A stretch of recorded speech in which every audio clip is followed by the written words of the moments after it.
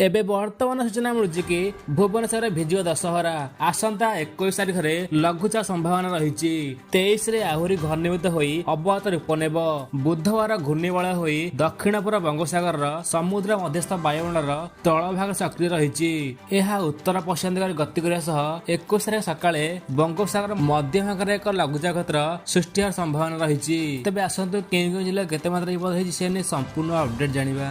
किंतु ता पूर्व आपण माने जदि आम चैनल ले नुआ ताले वीडियो टू गोटे लाइक आउ सब्सक्राइब करंतु। सब्सक्राइब करिया द्वारा आपण माने सर्वप्रथमे आम वीडियो देखि परिबे। एबे चलंतु डेरी न करी संपूर्ण खबर ऊपर नजर पकाइबा। एबे जा खबर मिलुଛି कि एहारा संभाव्य गतिपथ तीव्रता प्रभाव ए नै स्पष्ट होई नहीं। प्राथमिक आकलन अनुसार संभाव्य लघुचाप प्रभाव 23 तारिख रे उपकूल ओडिसा रे वर्षा संभावना अछि। वर्तमान पश्चिम घाट प्रभाव रे राज्यर पाग बदलिछि। आकाश आंशिक मेघुआ थिया बेले पाग कोहला अछि। दिन तापमात्रा कमिछि। पाणीपाग यह कहिछि गुरुवार दक्षिण उत्तर ओडिसा रे गोटे दुटी जगह हालका वर्षा होवा संभावना अछि।